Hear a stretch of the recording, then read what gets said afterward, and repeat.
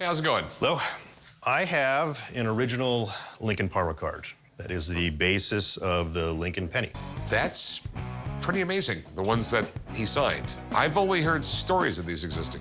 This is the Brady's one. Matthew Brady. He did the image for the $5 bill and the cent, and this is the basis of the Lincoln penny. By the way, he's not on the penny, he's on the cent. We don't have pennies. Pennies are in England. We have cents. Huh. That makes sense. Cents, yeah. I'm at the pawn shop today to sell my Lincoln Parlor card. So I'm a collector of Lincoln memorabilia, and I saw this card at an estate sale about 15 years ago, and I don't think they knew what they were selling. If I sell the card, I'm going to reinvest in my Lincoln collection. Okay, I mean, yeah, I'm just a little shocked at seeing it. This is one of those, like, Holy Grail Lincoln things. Parlor cards were sort of a new thing. They sort of came out in the 1860s. Back then, it was a really cool thing to have a photograph in your house because photographs were expensive, really new high-tech things. Eventually, it became really popular to get, like, you know, the president, maybe a famous writer or something like that. You get their parlor cards, and you would literally put them in your parlor in a glass case, and it showed you were sophisticated. It was a big deal. This guy Brady made some parlor cards, actually had Lincoln sign them. And so this is actually the image that is on the cent in your pocket. The Lincoln cent came out in 1909, and right around that time period, Lincoln had elevated to the status of greatest American the world has ever seen. That's when they started designing a memorial for him. Also around that time period, Teddy Roosevelt, he really hated the way our coins looked. Our cent was the Indian cent. He just told the Department of Bureau of Engraving, let's get something a little better. And that's when all of our coinage changed. And there for a while, we had Lincoln and then a bunch of beautiful women on our coins.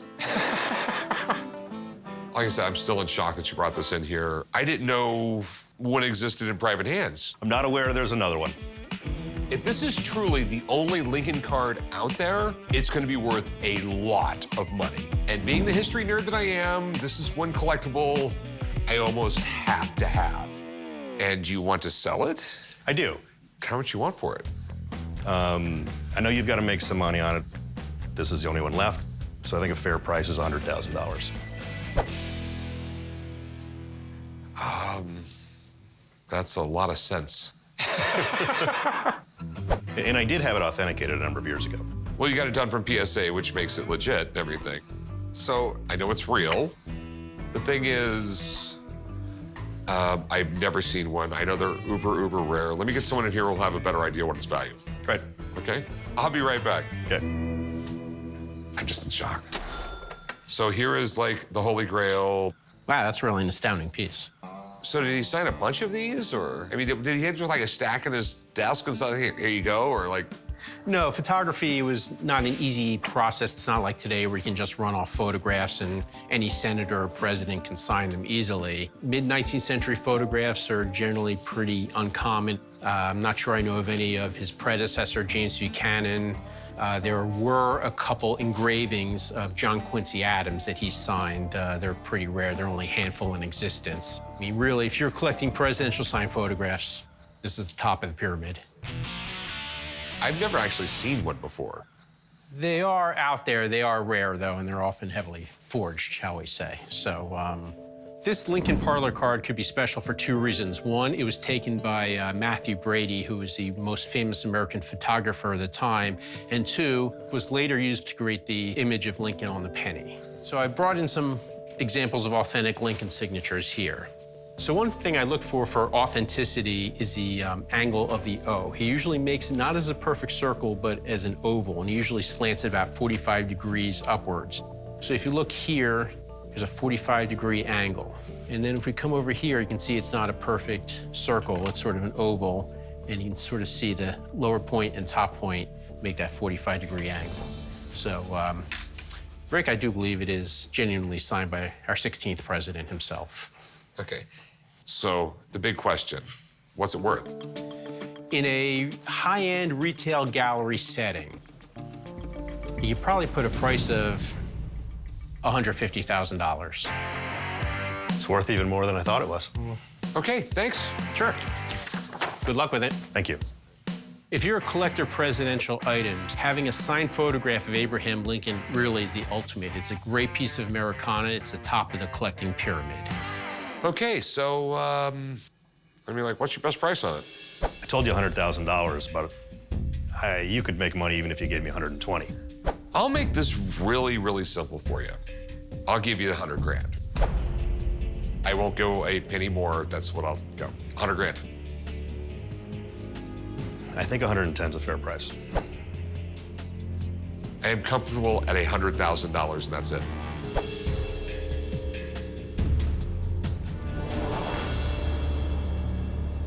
We got a deal. Sweet. Go right over there. We'll do some paperwork, and I'll get you paid. Great. And then you can pay the IRS. We look similar, don't we? Yeah. I could be president. Hi, guys. Hey, it's you again. What do we got? I have a John Wilkes Booth wanted poster after the assassination of Abraham Lincoln at Ford's Theater. This is a really, really important part of American history. I came to the pawn shop today to sell my John Wilkes Booth wanted poster. A pristine poster of this type is worth around $100,000. My poster is not quite pristine, so I'm hoping to get maybe a third of that, and I want to use the money to buy more documents. So where did you get this? Well, I bought this from a collector in Illinois. There's only about 30 or 40 of these in existence. There wasn't a lot of posters put out because by the time they started printing posters, he was already caught. Yeah, this was printed April 20th, and he was killed on April 26th. The manhunt for John Wilkes Booth is one of the most intense chapters in American history. And original wanted posters are extremely rare and worth a ton of money. Lincoln, he had like a Union troop with him, right? He had a private policeman, and he went down to take a better seat in the theater to see the play. Okay, yeah. Lacked security, and he just walked right up to the booth and shot him, right? Walked right in it. Yeah, I know John Wilkes Booth was one of the most famous actors in America, and he was even rated like the handsomest man in America or something like that. And the most photographed man at one time. Everyone knows the story from history class. John Wilkes Booth shot Abraham Lincoln at Ford's Theater, then jumped down to the stage and escaped. It was just a massive shock to the country. Booth was hoping to totally destroy the U.S. government. He also planned to have the Secretary of State and the Vice President assassinated. He thought that he was going to be a hero if he made it to Virginia. Let the stain of innocent blood be removed from the land by the arrest and punishment of the murderers. They weren't suspected. Yes, and this was the largest manhunt in American history. Wouldn't surprise me. Lincoln's arguably the greatest president we've ever had. He was the first president ever to be assassinated. If Lincoln stayed alive, things would have been a lot different. We wouldn't have had Andrew Johnson, one of the worst presidents in American history. Very true. So as far as the poster goes, they're really rare. They're worth a lot of money. This one's in pretty rough shape. An original John Wilkes Booth wanted poster would be extremely valuable in any condition.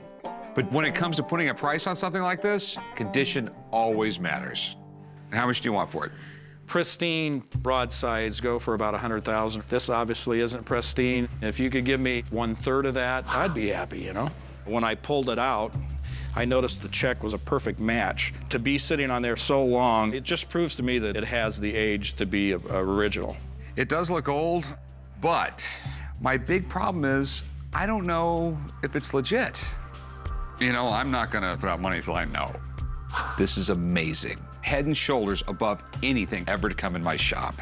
But I have to be cautious. There is a ton of fakes out there. It's not like fakes have been around for 10 years. Fakes have always been around. So how do I know that some guy in the 1800s didn't fake this? I'm gonna go give my buddy a call. This guy knows everything there is to know about things like this.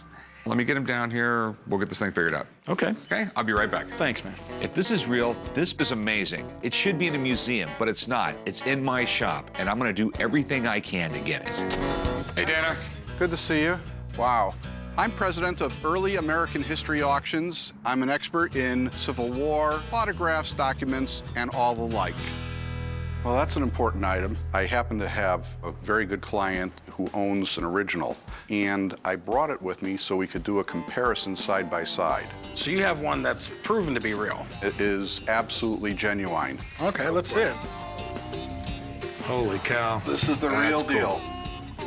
These are absolutely some of the most iconic documents in American history. Different printers had different styles. This particular type, there's only 4 known to exist. At that time, the $100,000 reward was the highest amount ever issued in the history of America. So what's this one worth? About a decade ago, one brought approximately $80,000, and that was not in as good condition. This is one of the best of all the existing examples. John Wilkes Booth was actually a fanatic who thought that he had been given a mission from God to assassinate Abraham Lincoln because the slaves that had been emancipated were now going to be given the vote as well. So, Rick, what are your concerns about this document? I just want to make sure it's the real deal. I know there was tons of them that were faked. Well, it looks kind of odd because of the color and the way it's wrinkled and all, but it could be just very aged, so it needs a little bit closer examination. This is very interesting. The paper is a very old, early paper. Okay. You know, it's not something that was made the other day. Most of them were right about this size because they wanted it to be very, very visible. This would be kind of difficult to read. Obviously, the print here is substantially larger than the small print here. I have an idea of exactly what we have here. I think we have an early reproduction. It's not a modern piece at all. Could have been for the 50th anniversary of the murder of Abraham Lincoln. So what do you think it's worth? It's probably worth under $100. Okay. As it turned out, it just happened to be an authentic souvenir reproduction that was made a long time ago. It's kind of depressing. I was hoping to have a little cash on this. Well, thanks for bringing it in. Thank you, guys. Thanks a lot, man. Thanks. I'm really bummed that the poster turned out to be a fake. But with failure comes opportunity. And now that I got a real one in my sights, I'm just hoping we can make a deal. Sorry that didn't work out for you, but we'll see you later. Well, why don't you hang out for a little bit? So, what do you want for this thing? Are you serious? Yeah, I'm serious. I can't begin to tell you how much I want this thing. It would look great on my wall. This is exactly the type of item that gets people talking about the store and heads in the door. Well, I thought we were just comparing it. Okay, I'm just wondering, how much you want for it? I believe that my client would allow me to let it go for $180,000. You think he would take 100 grand for it? I think it's worth more. I would advise him not to take that. Okay, maybe 120? That won't work right here, right now. So what will work right now? I'll tell you what, $160,000, write a check, we're done. Okay, 125. Call up your buddy, see if he'll take it. I can't do that for you. I know you need to make a profit. This would look incredible in your store. However, 150 is it.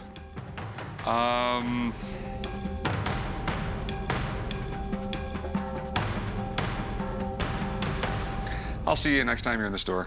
That's fine. Okay. When Rick offered to buy my client's authentic broadside, I was just blown away. I had no idea he was going to do that, and it was really fantastic that he had the interest, but we just couldn't get there. You can't blame me for trying, right? Not at all, not for a moment. Okay, have a good one. Take care. I can't win today. The first one turned out to be fake, and the real one, I can't make a deal on. But it was really awesome to be able to see it in person. Like most people, I've only seen pictures of it in books. Hey, what's up? I got something pretty incredible for you. I believe it's an original 1864 campaign poster from Abe Lincoln and Andrew Johnson. Wow, that is cool. Abe Lincoln, really neat guy. In '64, he changed vice presidents. His other vice president was...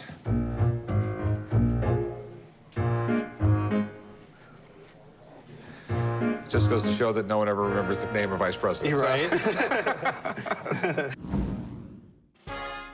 It's something you don't see too often because of its age. So I got really excited to bring it into the pawn shop. Lincoln is a very popular president, so I'm hoping to sell it today. That's really cool. I mean, there's certain things you have to give Abraham Lincoln. You know, normally a country in the middle of a war is not going to have an election. Right, and that's- okay? right. But he allowed it anyway. Yep. It wouldn't have been surprising if he said we're going to delay the election until after the war. Mm-hmm. I mean, I like these old posters. They have the whole static pose, you know what I mean? Right. Always got to have Columbia sitting around somewhere. That's, you know, basically Lady Liberty. Have the Federal Eagle, you know, have someone plowing their fields, a good American working hard. Right, right. I just like this stuff. Now today they just say, change. I really love old campaign posters because they weren't meant to be lasting works of art. It's pretty cool to think this is how Lincoln wanted people to see him during his campaign. Where did you find this? I found it at a garage sale. I was just driving home one day and thought I'd take a look and found it and was really stoked about it. I wish I had some paperwork or documents to prove it's real, but you know, I think it is, just how the age of the paper and whatnot, so. The thing was, most of these things were just thrown away. Okay? Wow. These were hung up in different places. It's just like today. I mean, no one's going to keep a campaign poster around. It's meant to be temporary. Lincoln stuff was kept a lot more often just due to the fact that it was Lincoln. He was assassinated. He was really revered. So more of Lincoln things survived. But the good thing going for you is Lincoln stuff is a lot more collectible than, say, Fillmore. This is a cool piece. Now, I can tell it's pretty old. I mean, Yeah, okay. usually these things are really, really vibrant. Uh-huh. Okay, I really don't like the colors. What do you mean by that? Okay, these curtains are supposed to be red. Okay. They're barely pink. Okay, these banners right here are supposed to be yellow. They're barely yellow. But the green is pretty good, I imagine. You know what I mean? I mean, we have a bad problem with the colors. We have water stains on it. There's a lot of problems with this. Yeah, I hear you on the damage, but you know, it's a big part of history, so there's still something there, I think, if it turns out what it is, yeah. I mean, it was a big part of history. He's probably the most iconic president. I mean, maybe George Washington, or it's either George Washington or it's Abraham Lincoln. Very true. Fading colors aside, this is pretty damn cool. If this thing's legit, it would be a great buy, because this is the kind of thing that makes my shop so different from all the rest. How much do you want for it? I'm asking $1,000. All right, we'll talk about that, but we're talking probably the most popular president for years and years and years. It wouldn't surprise me if people were reproducing this. Okay. So let me call up a friend, let me get him down here. This guy will know, just plain and simple. So hang out, and I'm gonna go get a hold of him. All right, I'll be right back. All right, thank you. I do hope that whoever he calls in is very helpful confirming that it's real. So I can get some bonus points with my wife. So you brought this in? I did. Ah, where did you get it? At a garage sale of all places. Really? Yeah. That's pretty amazing. When you look at elections in the 1860s, we have to remember that we didn't have television, we didn't have radio, so posters like this were important to sort of set out an image. The Grand National Union banner for 1864. Very nice. But they used this poster for probably 20 years.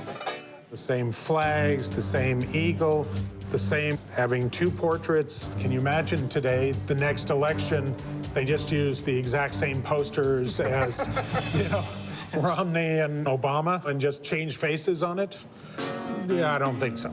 So what are your concerns on this? The colors are terrible, and I don't know if that's just faded from the sun or something, or it's just a fake. Okay, you're right, the colors are terrible. This was in the light for quite a while. There's a lot of breaks in these letters. They're not full letters, and they normally would be on a poster like this. But what's interesting on this one is that on the other originals, they are also broken like that. So obviously there was some buildup in those engravings, or they weren't as deep as they should have been, but this is all correct.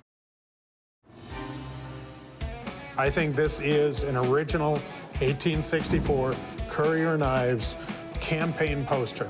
Wow. For Lincoln and Johnson. To find it in a garage sale, and that's pretty good. Yeah. Well, thanks, man. Not a problem. Thank you. Thank you. Very good to see you. Thanks a too. lot. Thanks. I'm amazed. I mean, I never go to garage sales like that. That is one of those finds that is a lifetime find. In pristine shape, this is worth like $9,000. Wow. Okay? Okay. We are like a far cry from that. And in this shape, I will give you 500 bucks. I mean, it's not. It is pretty unique, though, right? I'm not, I'm not taking that away from you. Right. It was unique. Can we do a little bit more than 500? Maybe 650?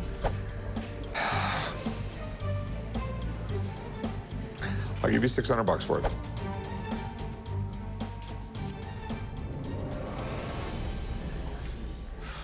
All right, it's yours. Okay. All right, man. Thanks. All right, meet me right up front. Okay. Okay. I am so glad everything on this poster checked out. There's always a market for Lincoln stuff, and this one, I'm gonna have no problem selling.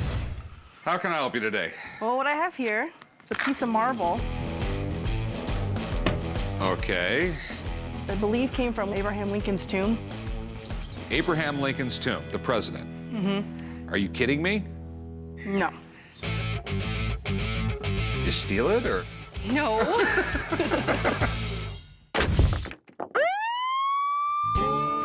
I came down to the pawn shop today to sell my marble from Lincoln's tomb. Basically trying to sell it so I can make a lot of money off of it. I don't know how much it's worth, so I'm hoping I'll get a few $1,000s out of it. Okay, you have a piece of marble from Lincoln's tomb. Mm-hmm. Well, it's definitely marble. So where did you get it? So basically my mom, she was working in an estate sale. The lady that ran it told my mom, she says, you can keep it. He's arguably the greatest president we've ever had. And he was the first president ever to be assassinated. Mm-hmm. There's a really weird history with Lincoln's body. A whole book could be written about it. Lincoln's assassination in 1865 had a long-lasting effect on this country. And I wish I could say Honest Abe's troubles were over. But at one point, there was an attempt to steal his body. I have no idea what this writing on the back of it is. Interior paneling of Lincoln's tomb, presented to Guy Allison by Mr. Frey Custodian. And you have no paperwork, no nothing, you just have... Just basically what's written on the marble. That's a tough one. If the writing on this marble is correct, it is an unbelievable piece of history. And I've never even heard of one ever coming on the market. So what do you want to do with it? Thinking of selling it. Okay. Do you mind if I call up a buddy, have him come down and take a look at it? Okay. Anything from Lincoln is collectible. And a marble piece from his tomb? Let's just say this is something that would get people in the door and get them talking. The guys call me in when they've come up with an interesting historical artifact that they're not quite sure about. We have supposedly a piece of marble from Lincoln's tomb. Okay. The Lincoln Monument in Springfield was built in the 1870s. The problem with the monument was they built it in a very nice, prominent location. It's just that there's a bunch of springs there, and the ground was sinking underneath it. They were afraid it was going to actually fall down. In 1930-31, the state of Illinois rebuilt the entire monument and rebuilt the marble interior. If this is a real piece of the marble from Lincoln's monument, this is part of our history. It's a point at which you can connect with Abraham Lincoln. So, Rick, what are your concerns about this? How do I know that one's from Lincoln's tomb and someone just didn't write that on the piece of marble? The fact that this is a more yellowish marble, this is right. The interesting things to me is the fact that it was given to Guy Allison. Guy Allison wrote a book about the Gettysburg Address. He must have been doing research. Fay was the custodian of the Lincoln Monument. The date is correct. He was still there in September of 1948. If somebody was faking this, they would have had to work on it to get these little details correct. Realistically, I mean, who would make this up? Like, Yeah, I mean, highly unlikely. So, my opinion is, yes, this is real. Okay, thanks. Not a problem. So what do you want for it? I was thinking maybe 25,000. No, that's insanity right there. You know, it is. I mean, it's a crazy price. I mean, it's a piece of marble from his tomb. Mm-hmm. It's not his top hat. No. Okay. You know, I mean, I would give you like $1,000 for it.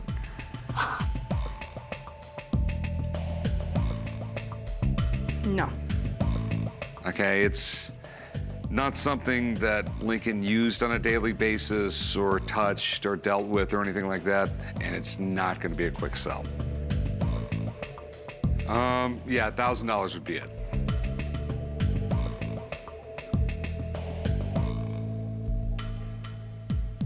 Oh, okay, I guess I'll just hang on to it then. Thanks for coming in, though. It kills me to let this thing go, but there's no way I can pay 25 grand for it. But it didn't look like she was gonna move off her price. Hi there. Hey, how's it going? It's going good, thank you. What do we got here? I have an autograph book from the 1800s. Autograph book from the 1800s? Yes.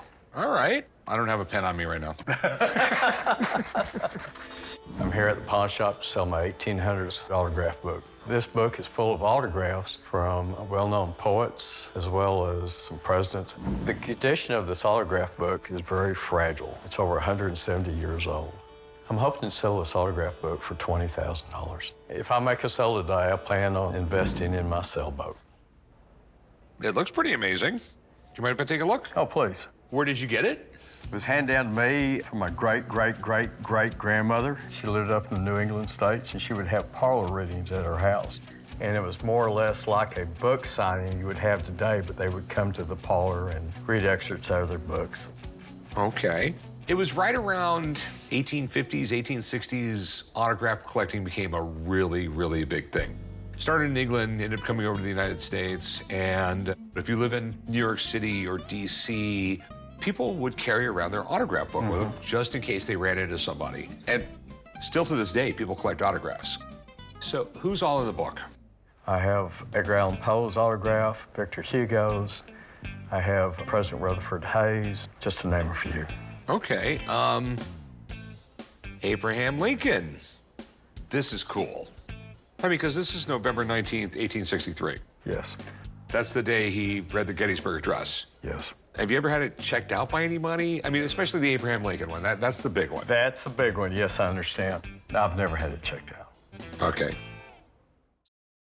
So how much do you want for him? I'm looking to get $20,000 out of it.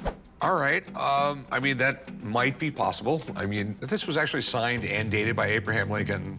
All the money's there. That's the big money. I mean, I just need someone to look at it. Okay. Not that I don't trust you. I just don't trust your grandma. I didn't know her either, so yeah. Let me get my autograph guy down here, and if it checks out, you'll probably get paid. Okay, thank you very much. All right, I'll be right back. All right, thanks. Now, I trust my grandma, but my great-great-great-grandma, not so much. Steve, how's it going? Good. How are you, Rick? How you doing? Hi, how you doing? Nice to see you. This is what I called you about. It's got some big signatures on it. Edgar Allan Poe. Nice. And Abraham Lincoln. In the same autograph book? Yeah. Okay, so you don't really see that too often. It's from his great-great-great-grandma, so we don't know how legit she was. So some of the names you mentioned, Edgar Allan Poe, I really don't see too many of, just occasionally see his autograph. Abraham Lincoln, you really see him more on documents or letters. It looks a little suspect because there's November 19th, 1863, the day he read the Gettysburg Address. That's a big deal. It's one of the most important days in U.S. history. Just imagine what something like that would be worth. You could be looking just at $200,000 alone just for that page. Wow, wow. So let's have a look. Let's see what's in here, Rick. I'm gonna take a look with the ProScope and get some magnification on here. This is Lord Tennyson. Okay. Do you mind flipping for me? Edgar Allan Poe? That's a big one, Rick. That's pretty interesting. Do me a favor, Rick. Show me the Lincoln, please. That's the meaty one. Obviously, Poe is as well. So this is pretty interesting, guys. Let's start to magnify this. Yeah. Okay, you see this here? You don't see this with ink. It's a skip on there. Now, do me a favor, go back a few. And almost the same kind of exact type of thing you're seeing. What this leads me to believe is that obviously it's unique and cool and really neat looking, but these are just copies. Oh, jeez. It doesn't have the characteristics made with a fountain pen or a quill or something from the period. This was a book that was manufactured with famous people from the period. Great collectible, maybe something to talk about with your family history, but really doesn't have much value. I understand. Yeah. Sure. Well, there goes like $200,000 down the drain. All right, thanks, Steve. All right, take care. Nice to see you. Yeah, Good nice luck. seeing you Yep. too. Thank you very much. All right, well, I'm sorry. I thought we might have something there. I did too. But usually when it's too good to be true, it's too good to be true. I understand. all Thank right. you very much. Have a great day. All right, thanks. If you hold on to my autograph for a few years, it might be worth $2. Earlier, I had a call from a guy who says he's got a playbill from the night Lincoln was assassinated. Wanted to know if I'd be interested in purchasing it. I told him, hell yeah. When I bought this playbill, it was actually $500 I paid for it. And I got home and I did some more research on it, and come to find out it was worth $10,000. And this is like the real deal from the night John Wilkes Booth shot President Lincoln. So where did you get this thing? Came across this at an antique shop. And do you know anything about it? Well, I know I won the lottery because when I got back home, did some research on it, they're appraising this up to $10,000. How much did you pay for it? Well, I paid $500 for it. When you're dealing with something related to a major historical event of this caliber, you're talking money, serious money. So you want to pawn it or sell it? I'd like to sell it. I'd like to get $5,000 for it. Yeah, it could be worth up to that amount. Well, you have to look at it here for a second to see if it's real. All right. All right. April 14th, 1865. That's the night he was assassinated. All right. Ford's Theater. That was the correct theater. Our American Cousin. That was the play that was being performed that night. Okay. And yes, President Lincoln was there.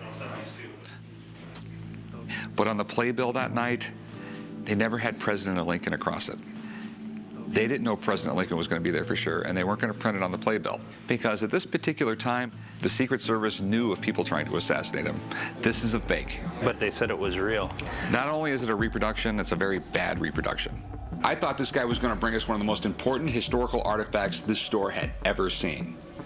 Instead, he brought me a piece of junk. A good reproduction would be the original playbill. It wouldn't be the original playbill with stuff added.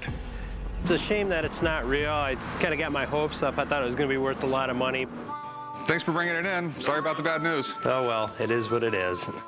I'm extremely disappointed. I thought this was going to be a slam dunk. What it turned out to be was just a complete waste of my time. This is really turning out to be a bad day. What do we have here?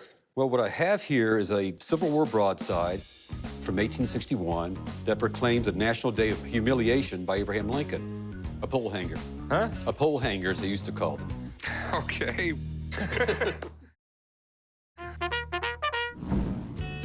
Came to the pawn shop today to possibly sell an Abraham Lincoln broadside from the Civil War dated 1861. This is early in the war, which makes it quite scarce. And the fact that it survived is remarkable in itself. Well, I'm asking $3,000 for it. So I think about $2,000 would probably be the least I'd take for it. Okay, this is interesting. There's a really famous broadside that's worth a fortune offering a reward for John Wilkes Booth.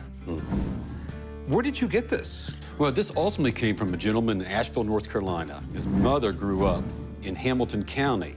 She had had it in her family for many years. It's amazing that it survived all this time. And we got, a National Day of Humiliation at Middletown, Ohio, September 26, 1861. Union meeting at the Presbyterian Church.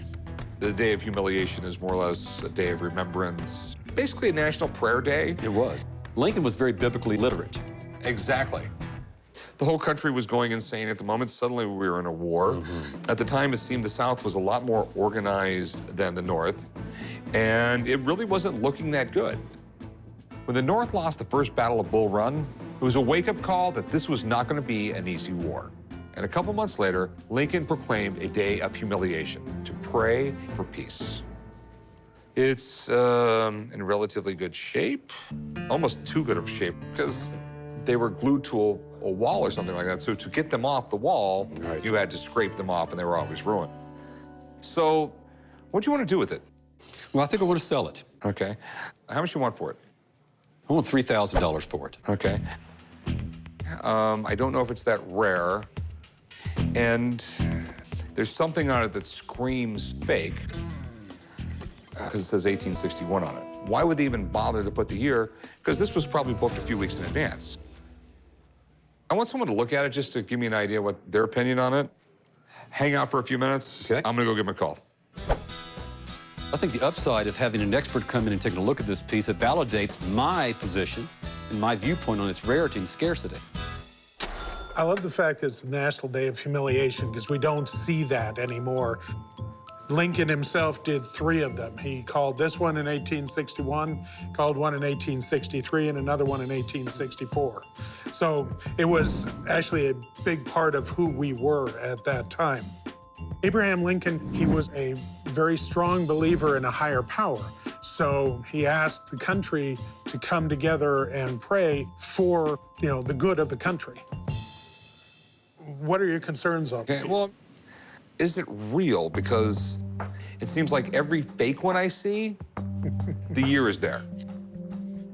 The fact that it's in this shape, obviously it was never posted on a wall or a pole. And looking at the way that it's printed, and especially the foxing and the kind of wear patterns it has, that all looks absolutely correct for this kind of a time period.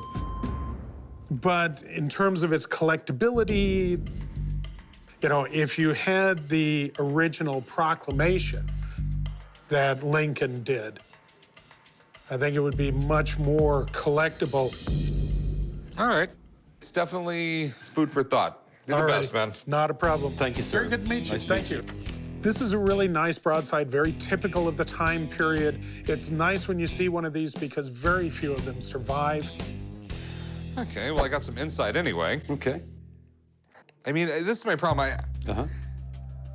There's definitely very little supply, but I think there's very little demand.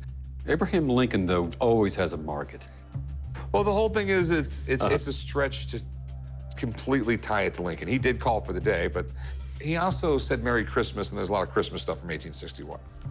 But he did trust in God, and I think that's what really what defines this piece more than anything.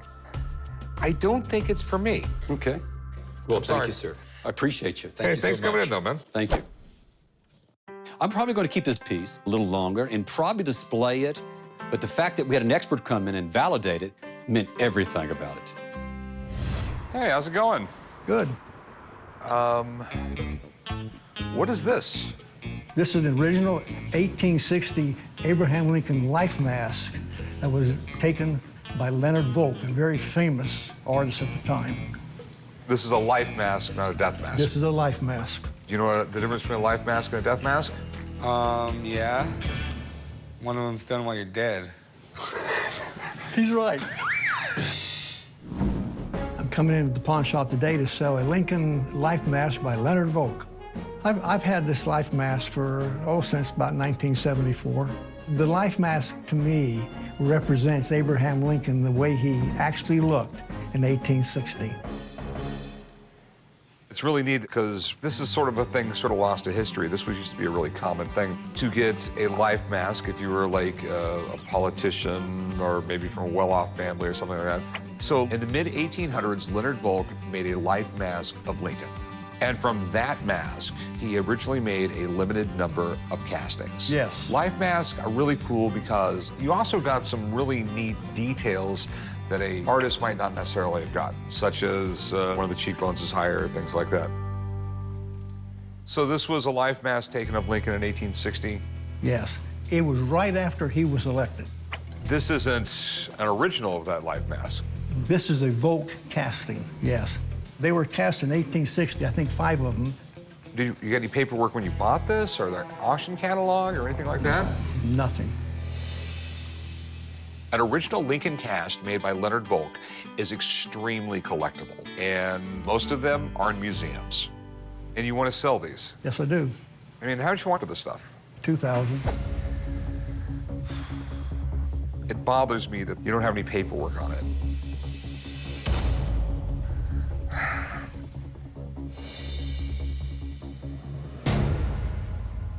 I'm just going to pass on it. Okay. Normally I'd love to buy it. I don't know enough about it, and we have no documentation or anything else like that. Thanks for bringing this stuff in, though, man. Appreciate it. They decided that they didn't want to purchase them. we're going to take them back home. I'm gonna go to Mount Vernon, home of George Washington. And I'm thinking that we're about to be seriously wowed. Well, here we are, Rick. I brought you here to see something very, very exciting for my collection. It's one of the most amazing things I could ever imagine owning. This is George Washington's silver lion head Cateau. It's a Cateau, a hunting sword. A hunting sword, correct. That's cool. It is just amazing that this exists.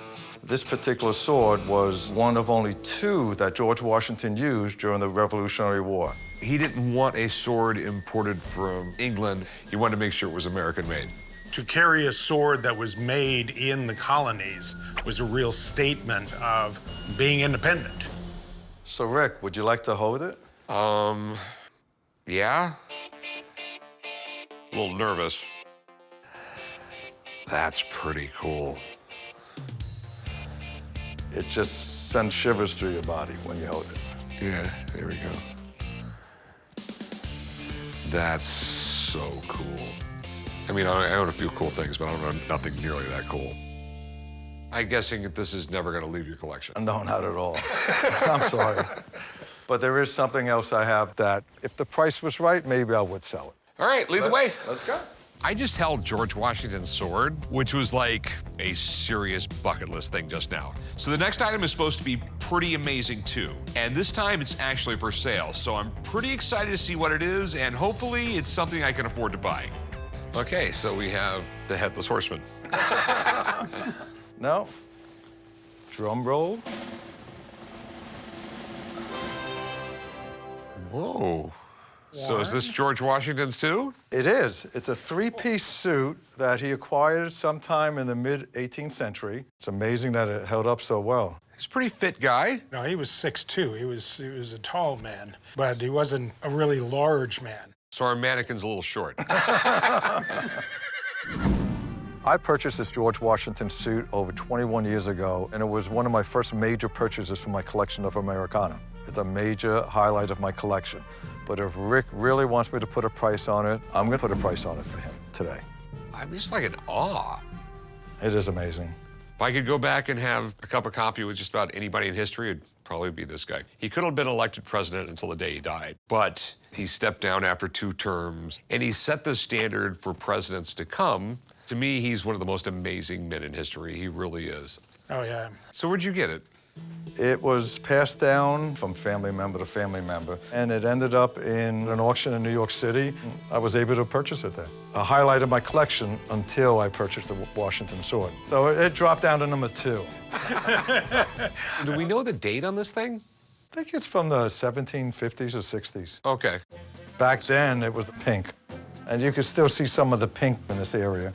You know, Washington was always very aware of how he presented himself. Pink would have been a bright color and one that really would have set you off as, you know, fashion-conscious individual. And it's all silk? Or silk. I'm impressed. So you think this is all legit and everything, right? Yes, I think it is. On a piece like this, what it's dependent on is provenance. There are missing pieces, that sort of thing. But that's minimal. For being over 200 years old. Exactly. You just don't see a piece of Americana like this very often. This is just amazing. Absolutely. So you enticed me with a sword that's not for sale, and this thing right here, does it have a price on it? Well, it's one of my highlights of my collection. But everything has a price. Well, I'll let you guys work that out. Very good to see you, Rick. Good to see you. We'll see you back in Vegas. Take care. So how much? I wouldn't sell for less than $3 million. That's a lot of money. It's a lot of suit. I don't think I'd ever say this, but I'm actually considering this. I mean, it's George Washington's suit. I mean, it never occurred to me that one would be available. I'm gonna go think and contemplate about this for a little bit. Can we meet up later? Absolutely. All right, I'm intrigued. I'll talk to you soon. Okay, thanks, Rick. That's cool. The suit. Okay. You asked for $3 million, right. But what's the best you can do?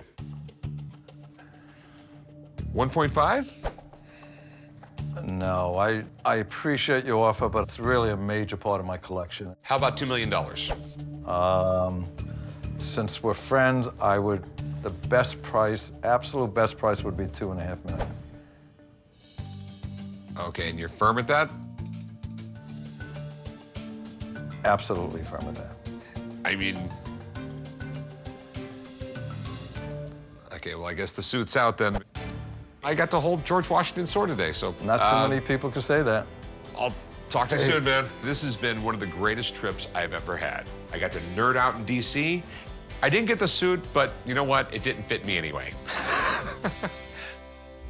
I can't worry about the shop right now because a very good customer of mine who usually sells me extremely rare books and documents apparently has some unique finds he wants me to check out. And one of them is supposed to be a handwritten letter by George Washington about the Whiskey Rebellion. I cannot lie. I love anything about the OG GW. Wow. Adam. Hey, Rick, how's it going?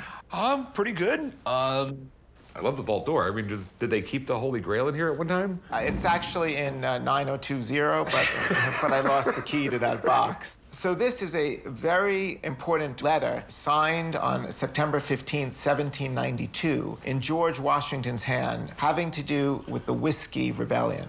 Oh, okay. Most people in this country don't know about the Whiskey Rebellion, which is like a really important part of American history. I mean, George Washington's in office, all of a sudden, Congress passes a tax on whiskey. The people in Western Pennsylvania really thought it was unfair. It got to the point where people were dying over it. There was one tax collector that they tarred and feathered.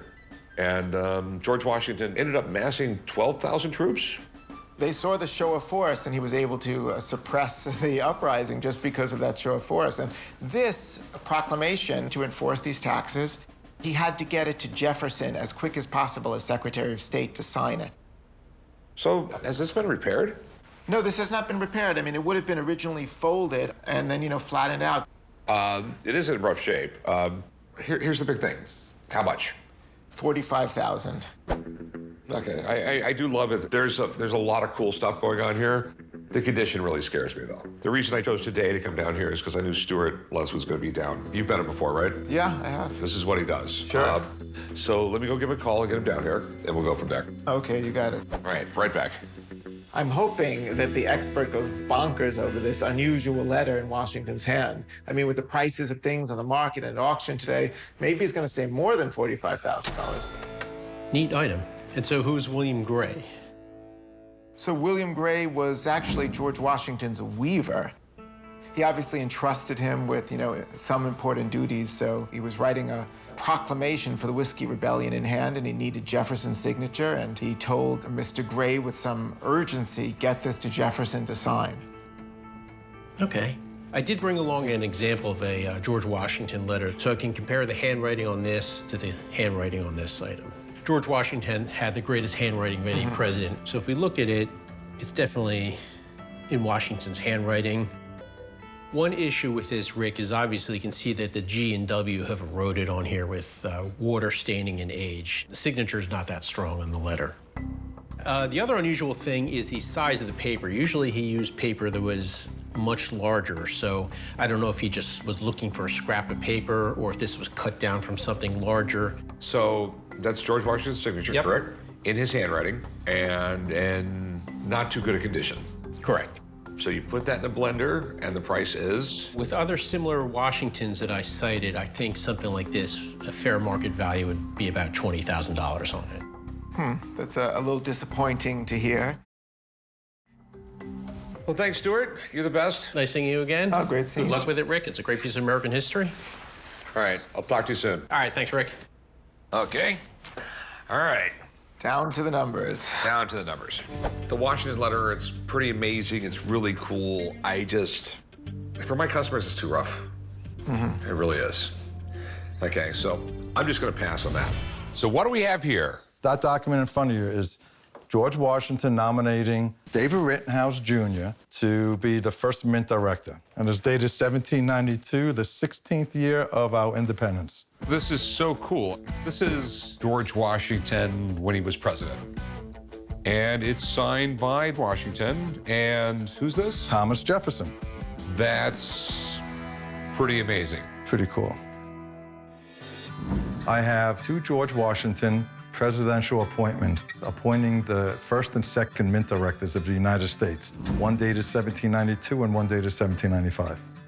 I know Rick loves American history, and every now and then he gets me to sell a piece. This is incredible. This is one of the founding documents of the United States government. You're not really recognized as a country until you have your own currency. And this was the document that founded the United States Mint. Congress passes a bill saying we need to make money. So George Washington signs the bill. Then he has to find someone to run the mint, goes to the Senate, says, hey, can I have this guy? He gets the advice and consent of the US Senate. And then he appoints him and says, all right, you're in charge, go make money. There wouldn't be US dollars if it wasn't for this document right here. It's amazing. And what is this George Washington document? This is Washington appointing in 1795 Elias Boudinot to be the second mint director. Yeah, I am just shocked this is not in the National Archives or something like that. I'm just so honored that I'm a caretaker at this time. So what would it cost me for me to be the caretaker of these? Well, I would sell the pair for $700,000. They're super cool. And it's one of the most amazing things I've ever seen.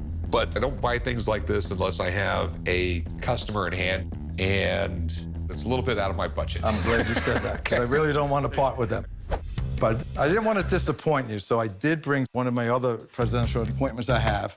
And this one might feel a little closer to home. This document is signed by Ulysses S. Grant as president, appointing the assayer of the Carson City, Nevada Mint in 1869. This is super cool. It's so important. This is Ulysses S. Grant, arguably one of the top 5 presidents that the United States has ever had. It's because of him we won the Civil War. We had a very small United States Mint in Carson City, Nevada during the big Comstock silver boom, and they just figured it would be much easier to mint it right there than to ship the raw silver out and have it minted somewhere else. The rarest coins in circulation basically come from the Carson City Carson Mint. City coins, absolutely. Because it was a very small mint, it wasn't in operation very long.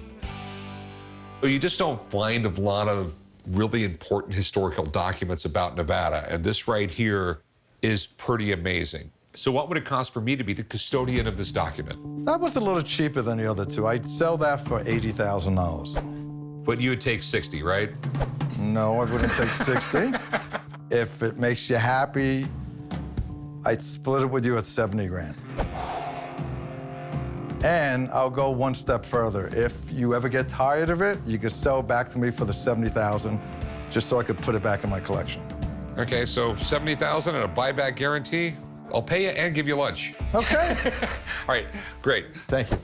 Leave these in my office. I'll lock the door, have security guards stand in front of the door, and we'll go have lunch.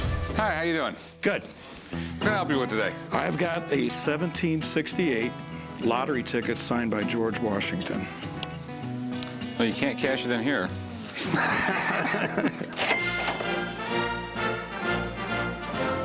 I'm going in the pawn shop today to try to sell a lottery ticket signed by George Washington. What I like about this lottery ticket is it's very rare and the signature is pristine. So where the hell did you get this? Well, I bought that from a collector in Connecticut, and I'm an avid document collector, but I have more documents than I have money, and I need some cash. So do you know anything about it, or? All I know, it's part of a lottery that was pre-Revolutionary War, and I do know Washington signed a few of them. There was a lot of different reasons they did lotteries back then. Sometimes they were for a charity, sometimes they were just to get a business going. The thing that confuses me, I don't know why George Washington would sign a lottery ticket. What do you mean by that? A lot of times, lotteries were a little corrupt back then, and people didn't like to associate their names with them. I can understand why they would want George Washington associated with the lottery for credibility. It surprises me, though, he actually got involved with it. The lotteries back then aren't like the lotteries they have today. Some of them were so corrupt, they had predetermined winners. So they didn't have the best reputations. It's definitely hand-laid paper. You can see the lines in the paper. Right. Everything looks right. One of the problems is it's in really, really good shape. And it surprises me that some of these spots where the writing with the iron ink hasn't began to eat through the paper. Yeah, well, that's one reason I bought it, though. It was so pristine. Yeah, it scares me. This thing is in amazing shape, which on one hand is good, but we're talking about a tiny scrap of paper that's 250 years old. How could it be in this great a shape? Makes you a little suspicious. Did you want to pawn it or sell it? I really want to sell it. Did you have an idea what you wanted for it?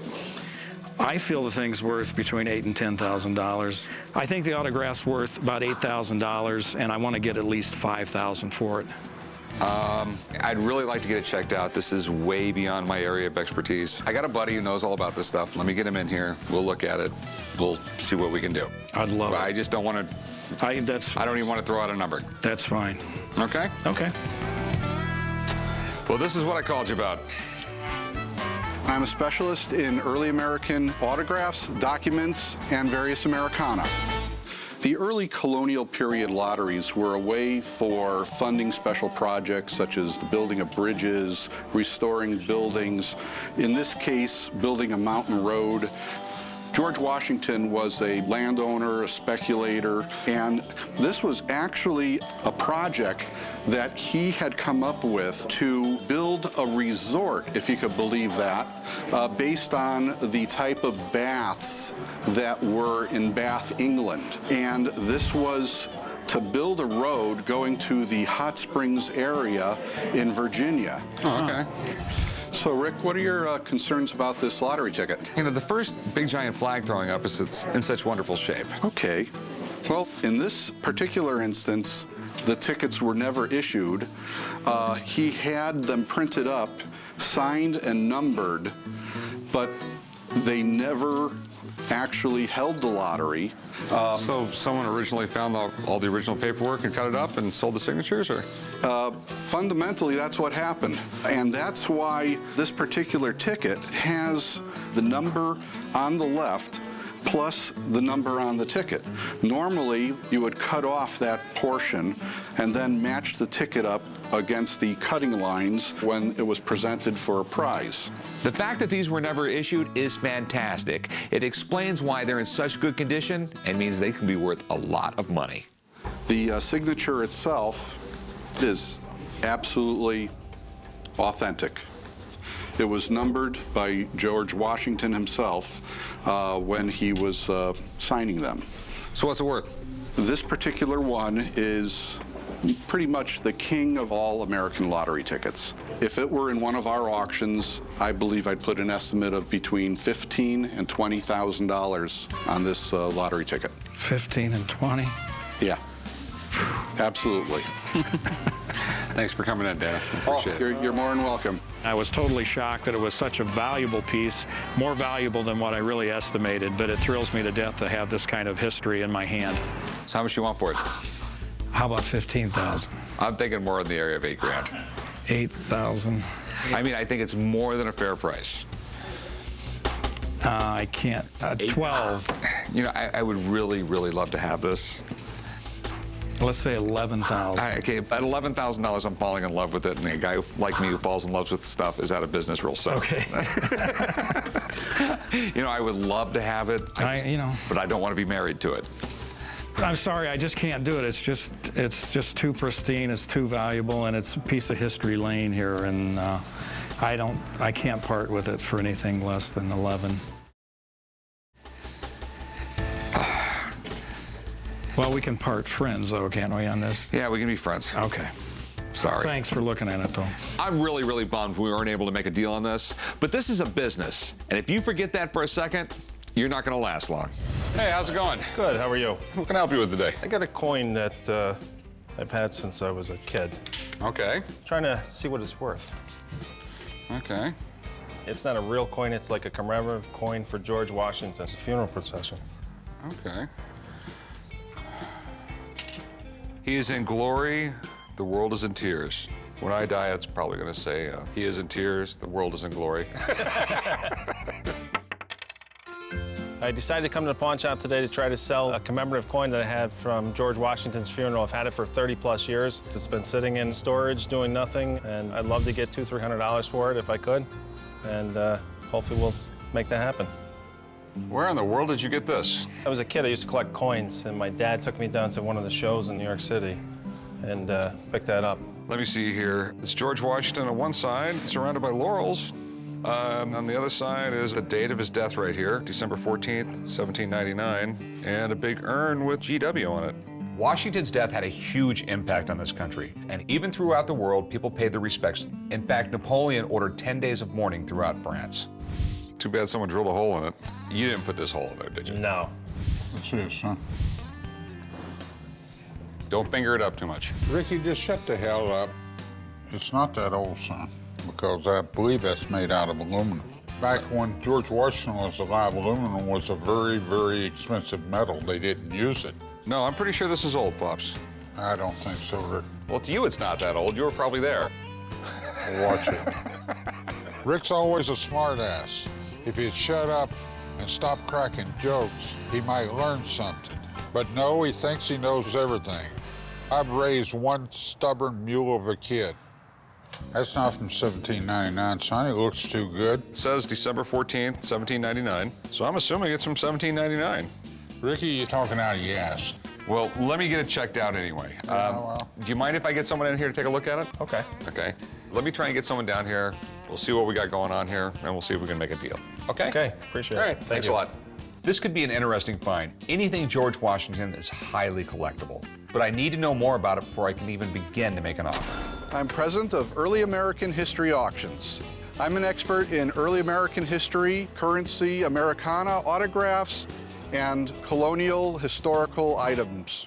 So, Rick, what are your concerns about this piece? Quite frankly, I just know nothing about it. I mean, I have no idea what it's worth, where it's from, anything like that. Well, this is what's called a George Washington funeral medal. They had these medals made in 1800, right after he died, and people would wear these, actually. You notice there's a small hole here, Rick? Yeah. It was made to have a hole because people would then put a string or a ribbon through it and then wear it in commemoration. That makes perfect sense. As news spread of Washington's death, cities and towns all across the country held memorial services. He was that loved by the people, and he still is. My concerns is it that old, or is it a reproduction of one that was made back in that day? Well, it's good for you to question that because it almost looks brand new. Yeah. It's got a lot of luster and shine and brilliance to it. It's really near mint state as far as I could tell. And there's just a little bit of wear on the coin itself. In my opinion, this is absolutely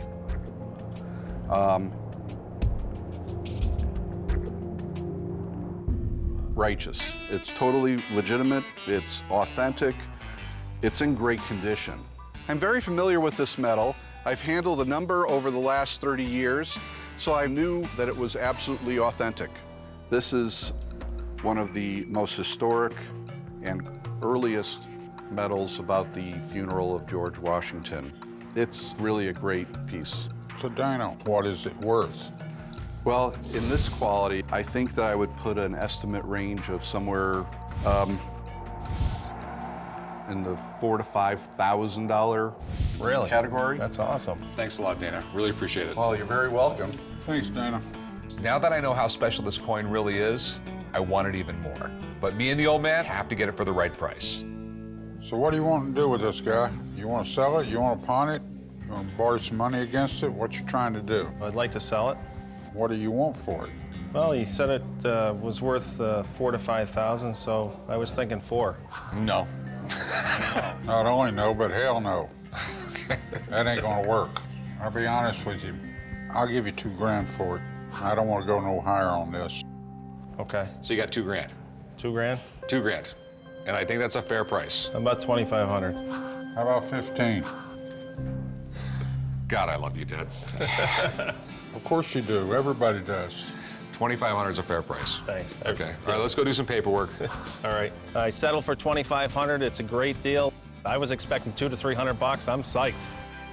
What do you have here? I've got a handwritten letter from George Washington himself. Where did you get this?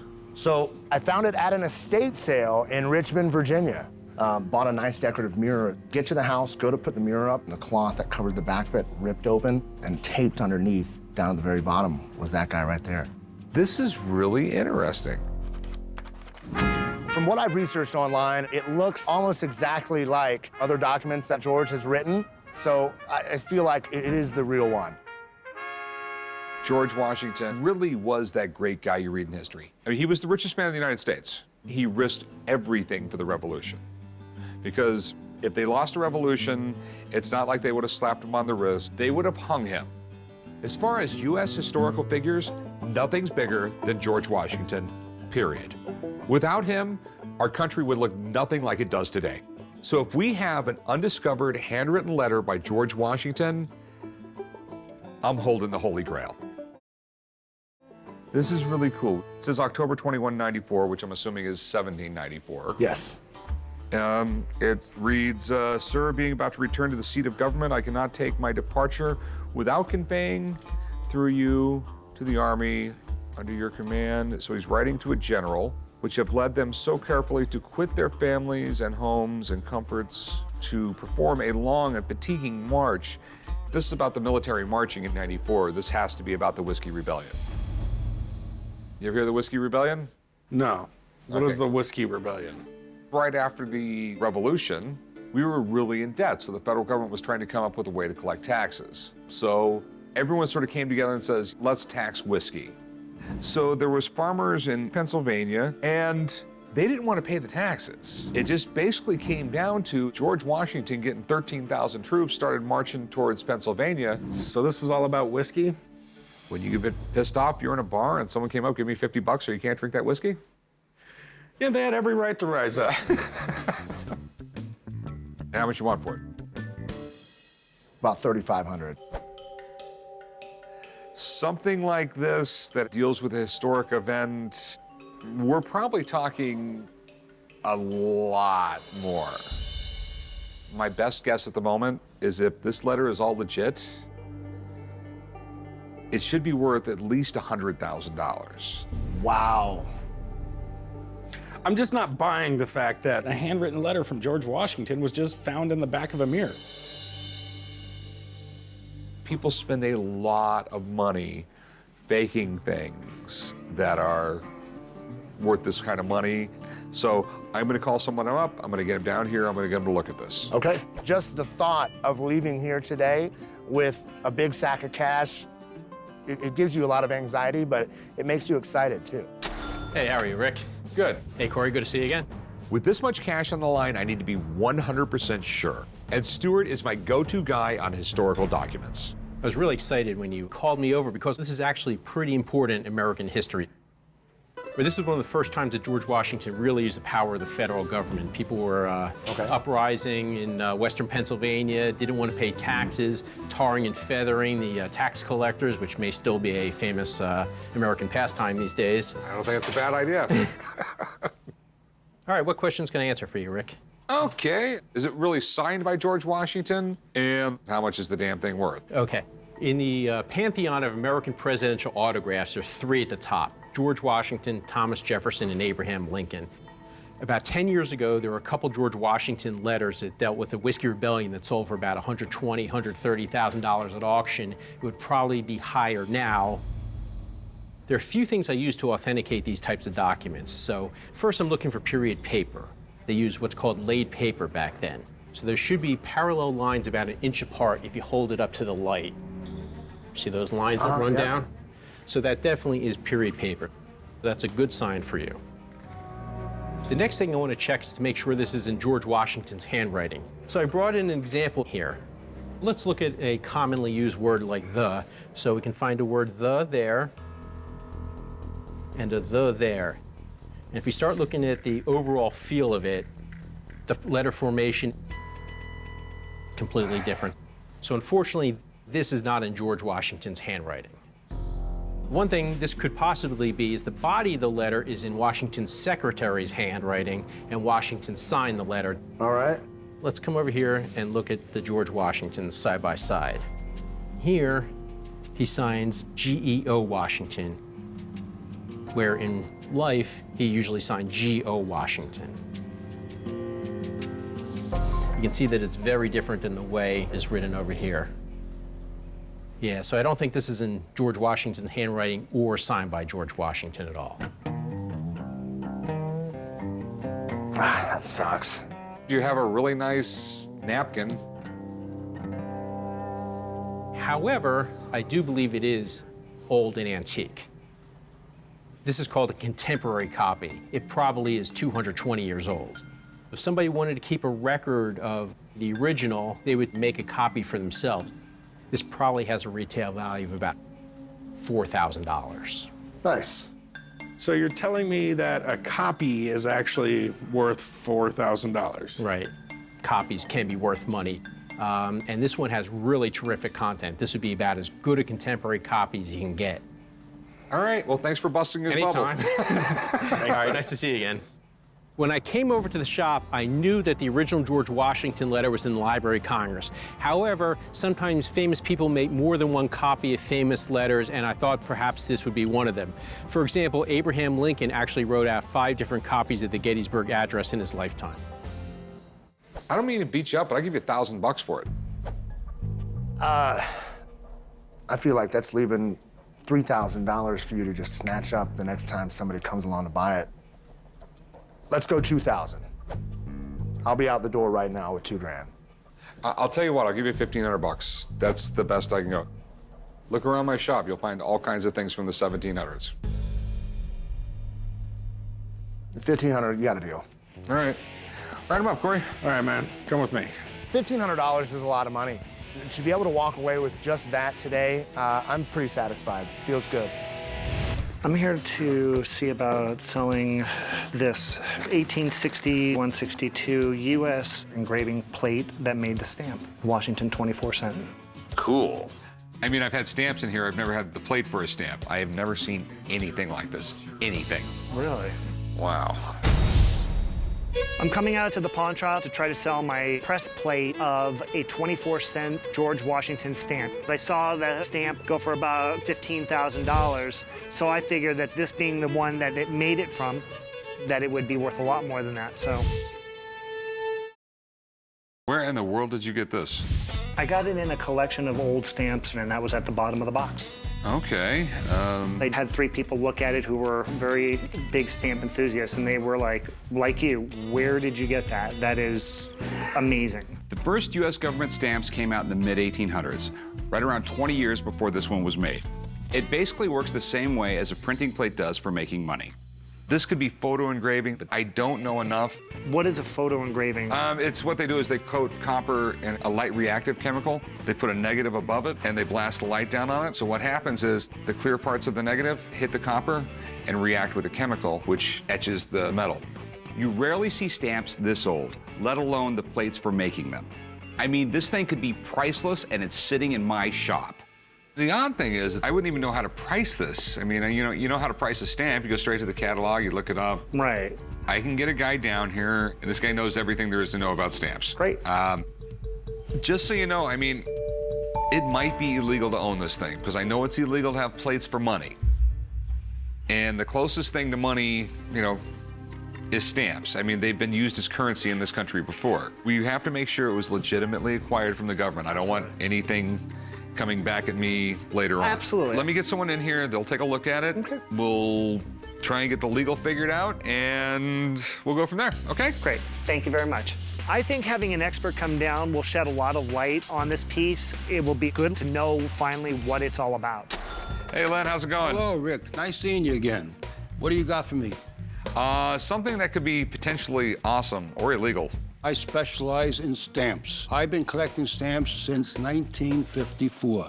What I want to know is it real? Was it used for stamps? Is it legal to even have one of these? That's true. These dies were in the possession of the U.S. government, and they were held and either destroyed or melted down because they won't be reproduced. Should not be in anybody's hands but theirs.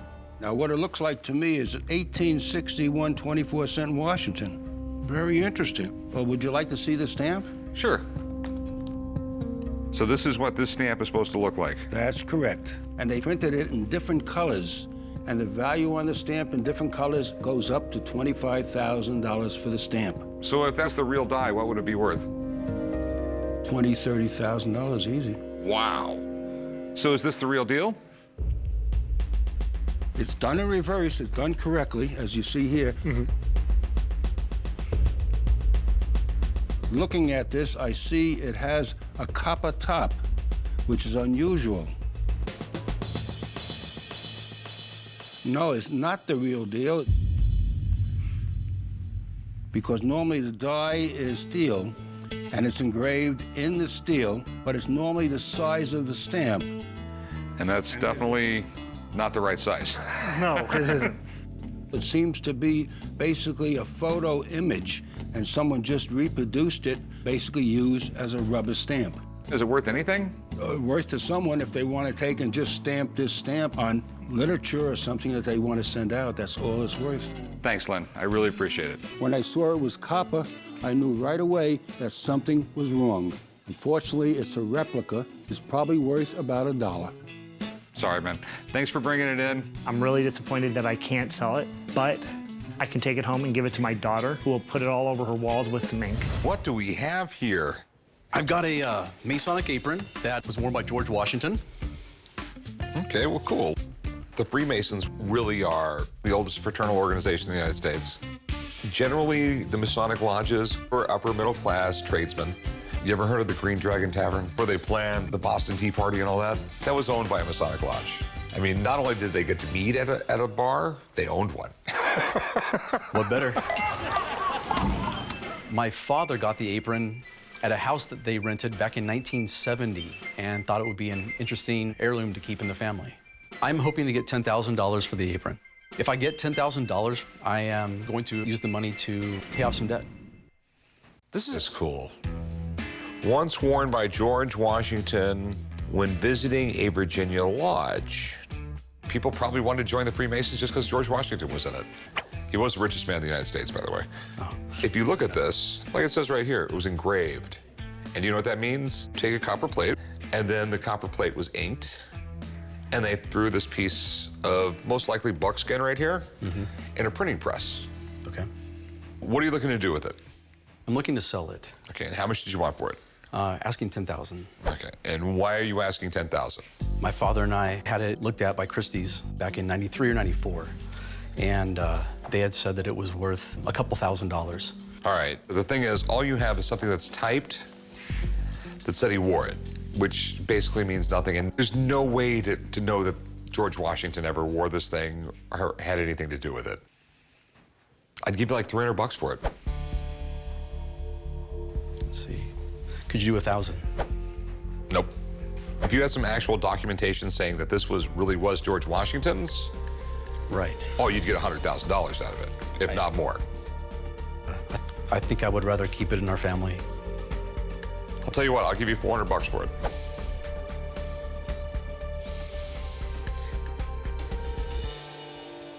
I think I would rather hold on to it. All right, man. Well, thanks for bringing it in. Change your mind, come and see me. You got it. For $400, I would rather give it back to the founding father that found it in the first place. Hello, how can I help you? I have a 1932 S quarter, and I've been holding on to it for about 27 years. So how did you get this thing? I used to work as a cashier in a grocery store, and that was given to me in change. Your hand was in the till? Quite often. I'm coming into the pawn shop today to try to sell my rare 1932 S Mint Mark quarter.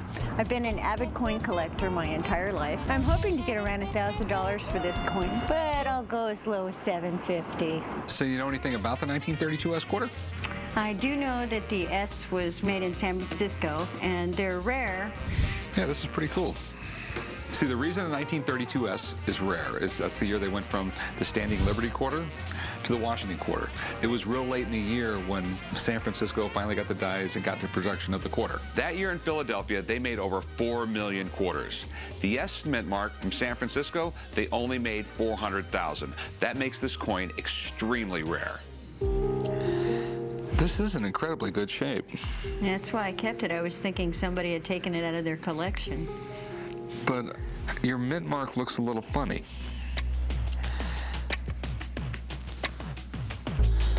What's wrong? I'm not saying it's fake, but the mint mark doesn't look exactly right. I don't know if this was hit really hard by another coin right on the S there or something like that, which is perfectly fine. They're called bag marks. But it doesn't look right. A 1932 quarter can be worth as much as $1,000, as opposed to a 1932 plain with no mint mark can be worth as little as $8. So forgers can take a 1932 quarter and add an S to it. So before I make an offer, I need to be sure. I would really like to call a guy in and take a look at this. Okay, we'll see what your guy says and go from there. Okay. Thank you very much. How you doing, Rick? I'm doing great, Ray. Nice seeing you again. Well, this is the quarter I called you about. Okay. I'm an expert in coins and paper money. The reason I love coins and paper money is because it's an important part of our financial history, and it's very artistic and beautiful. This coin, when it's the longest lasting coin ever produced by our government, if it's authentic, it could be worth a lot of money. 1932 is the first year we minted the Washington quarter. It's a scarce coin. If it turns out to be authentic, it could be worth up to $1,000.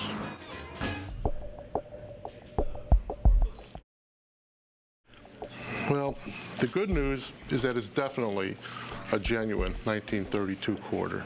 Okay. The news that's not so good is it's probably a counterfeit. And the reason I say that is there's extra silver as well as solder and flux around the S that's been placed on the coin. So the mint mark was added? The mint mark was added after it was minted.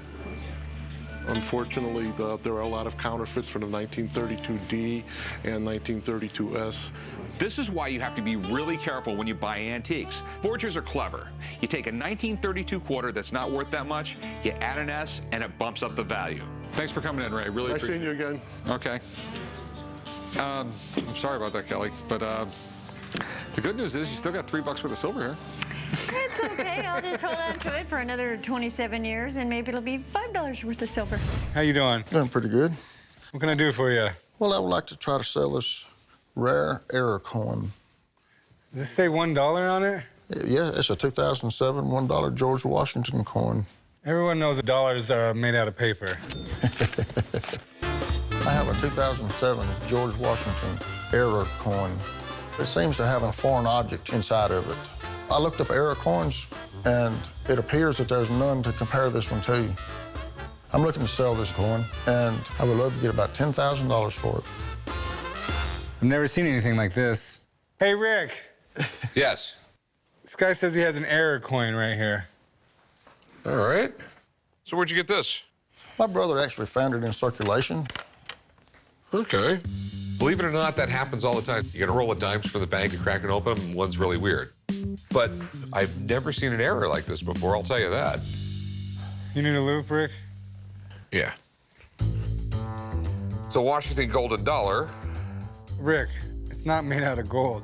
I know, and the U.S. Mint got a lot of flack over that, calling it a golden dollar because it's a brass alloy. They came out in 2007. They basically put a president on every coin, and every few months they changed it. This is the Washington one. This is the first one they put out. They did mint millions and millions of them. So yeah, error coins can be worth a lot of money. The greater the error, generally the more it's worth. So what do you think, Rick? Well, let me look at it here for a second. What are you looking for? Well, I'm just, I want to look at this error, the way it looks. And I'm seeing some really, really odd stuff here that shouldn't be here on a coin. Well, yeah, it's an error coin, Rick. That's what they are. They're odd. Thing is, this is not an error coin. Someone counterfeited his golden dollar. Wow. U.S. coins are struck by a machine. It isn't cast like this coin is. But that is 100% a cast coin. It's not struck. The reason why they strike coins is because if you cast something, you'll never get the detail that comes out of a striking machine. If you look at this and the difference between a regular coin, you'll see where it was a really poor wax, and when they cast it, they didn't get all the air bubbles out of it. The entire details of the face are completely screwed up, which tells me this thing was cast. It was not struck, and therefore it's counterfeit. Here, take the loop and look at George Washington's hair, and you'll see where it's just all blobby. There's no straight lines. Yeah, I see what you're saying. So Like I said, it's a copy of a coin. Well, I did not know that. Have a good one, man. Thank you. I am disappointed because I thought about several ways that it could not be valuable, but counterfeit never crossed my mind. Hey, how's it going? Going well. What do we got here? I have a piece of wallpaper taken from the White House. Okay, all right, you got my attention. All right, Cornwallis when he surrendered to George Washington, which he never did. True. I am here today to try to sell a piece of wallpaper from the White House. My grandmother was an avid antique dealer, and when she passed, I brought it home. I'm hoping to sell it for $3,500. This is interesting. All over Washington, you will find some sort of depiction of this, where Cornwallis is surrendering to George Washington, and Cornwallis never surrendered to George Washington. Right. But the Battle of Yorktown was the deciding battle of the Revolutionary War. It was a really, really big deal. Surrender of Cornwallis, left over from the state dining room of the White House. Okay. Doing my research, I know that Jackie O put it up in the White House in the 60s. Betty Ford actually removed it. Okay, so you're saying this is left over from it? Yes. Okay. Most people don't realize this. Just about every president redecorates some in the White House. The only ones who didn't were Reagan, and the Obamas did not redecorate. And it's the White House, so if they take down something off the wall, it's not thrown away. Okay, so I'm assuming you want to sell it? Yes. How much you want for it? I'm looking for $3,500. Okay. What I want to do is I want to take a picture of this, send it to someone. She's a former White House curator, and she'll know a lot more about it. Okay. All right, I will text him to a friend. Sounds great. Okay? All right, I'll be right back. Thank you. What I really love about this piece is that it's a part of American history. It shows a picture of the War of Independence. All right, I have some info. Okay. The paper was installed in the second floor president's dining room. It was not in the state dining room. Okay. It was installed during the Kennedy era, removed by Mrs. Ford at Mrs. Ford's request, reinstalled by Mrs. Carter, and then covered with fabric in 1997 under Miss Clinton. And to this day, it remains in the dining room. So, I don't believe it was used in the White House. Okay. Because the paper's still there. Unless you have something on White House stationery saying that this was used in the White House, you're never gonna sell it. Okay. So my offer is nothing. Have a good one. Thanks for your time. All right, no problem. No deal was made today, but overall I'm okay. It was handed down from my grandmother, so I'll probably hang it on the wall.